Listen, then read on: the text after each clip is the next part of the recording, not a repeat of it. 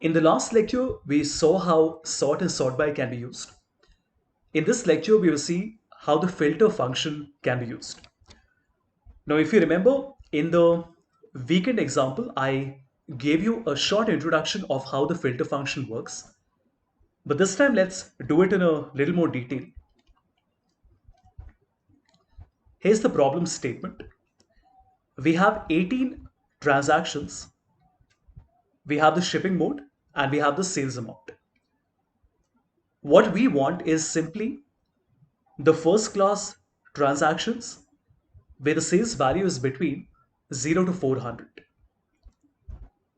So if I say equal to A9 colon A26 equal to first class, what result would you expect? You would expect a series of trues and false, which would be like this. Makes sense, right?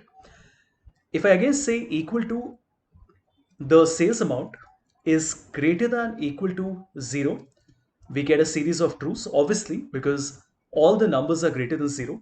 But if I make it 200, you notice that some of these become true and some of these become false. And we can do the same thing one more time, where we say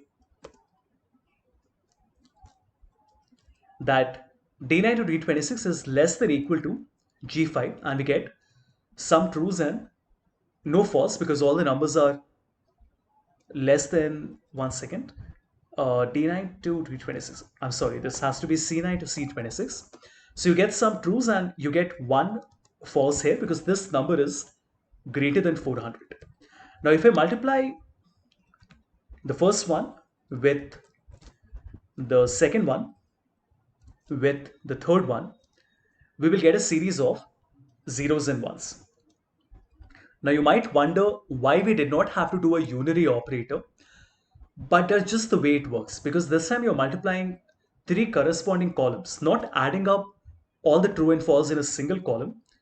Multiplying them will actually result in a 1 and a 0, not in a true and a false. Right? Now, when are we getting a 1? When all the three columns have a true in it, like this. So even if there is a single false, like in this one, there are two trues but one false, the result will come as a 0. So when we get this result, what is it telling us? It is telling us that wherever there is a 1, that's the record that we are interested in. So if you look carefully, 1, 2, 3, and 4. It's actually the next one. 1 second. Let me do that once again. So we have this one, we have this one, and then we have this one, and then finally this one. These four records meet all the conditions, which mean that it is first class shipping mode and the sales amount is greater than 0 and less than equal to 400. How do we combine all of this in a filter function? Let me do that once again. We can write filter. Our array is all the three columns. What do we want to include? We want to say that A8, A26 is equal to A2. This has to be multiplied by C8, C26, which is greater than or equal to 0. And this has to be multiplied again by C8, C26, less than or equal to 400. And the result will be this. So we're getting first class, the name, and the sales amount. Let's just copy the headings once again. And what is it telling me? That these are the four records which are in first class shipping with a value between 0 to 400. If I say the value should be between 200 and 400, there are only two transactions that meet this condition.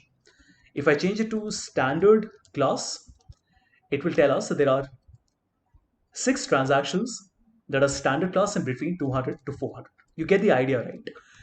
Now, this is very handy because the filter function means that you don't have to go back to the original data set, apply a filter, create a different sort on every single column, and then copy and paste it in a new location.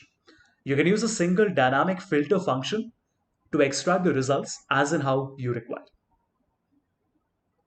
There is no limit to the number of inclusions you can add. I'm sorry, you don't put a comma here.